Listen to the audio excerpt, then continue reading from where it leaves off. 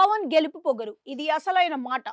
2014లో జనసేన పార్టీని మొదలుపెట్టిన పవన్ కళ్యాణ్ 2024లో తొలి విజయాన్ని అందుకున్నారు.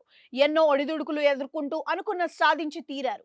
పిఠాపురం నుంచి భారీ విజయం సాధించారు. 69,000కు పైగా మెజారిటీతో వైసీపీ అభ్యర్థి వంగ గీతపై గెలుపొందారు. తొలిసారి అసెంబ్లీలో అడుగుపెట్టి తన గళాన్ని వినిపించుకున్నారు. అసెంబ్లీ గేటు వద్దకు కూడా రాలేడన్న వారికి తన మాటలతో సమాధానం ఇవ్వనున్నారు. అత్తారింటికి దారేది సినిమాలోని ఎక్కడ నెగ్గాలో కాదు ఎక్కడ తగ్గాలో తెలిసినోడే గొప్ప అనే డైలాగ్ ను పవన్ నిరూపించి చూపించారు. ఇప్పుడు టీడీపీతో కలిసి ప్రభుత్వం ఏర్పాటుకు సిద్ధమవుతున్నాడు పవన్.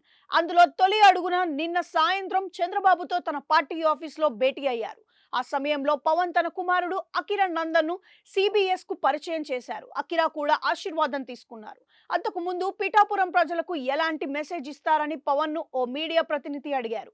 ప్రచార సమయంలో పవన్ ప్రత్యర్థి విషయంలో హామీలను సదరు ప్రతినిధి గుర్తు చేశారు.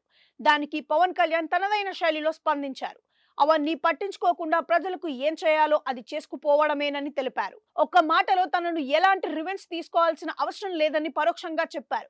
పొలిటికల్ ప్రాసెస్ లో అన్ని కామన్, తప్పనుకోవడం లేదు. మాట అనుకుంటాం, కొందరు తిడతారు, అవన్నీ విని అక్కడితో వదిలేయాలి. దాన్ని ముందుకు తీసుకెళ్లాలని లేదు. ఎవరు ఎక్కువ మాట్లాడారో ఇది వాళ్లకు సంబంధించిన విషయం. మనం అవన్నీ పట్టించుకోకుండా ప్రజలకు ఏం చేయాలో అది చేసుకుపోవడమే అని చెప్పడం. మరోసారి అందరి మనసును గెలుచుకున్నారు పవన్ కళ్యాణ్. ప్రస్తుతం ఈ వీడియో తెగ చక్కర్లు కొడుతుంది. దీంతో పవన్ ఫ్యాన్స్ ఓ రేంజ్ లో స్పందిస్తున్నారు. ప్రజలకు మంచి చేయాలనే పొగరు తప్ప ఆయనకు కౌంటర్లు ఇవ్వాలనే పొగరు ఏమాత్రం కూడా కనిపించడం లేదని కమెంట్లు పెడుతున్నారు. యుద్ధంలో గెలవడం అంటే శత్రువులను చంపడం కాదు, శత్రువులను ఓడించడం అంటూ జల్సా డైలాగ్ ను షేర్ చేశారు.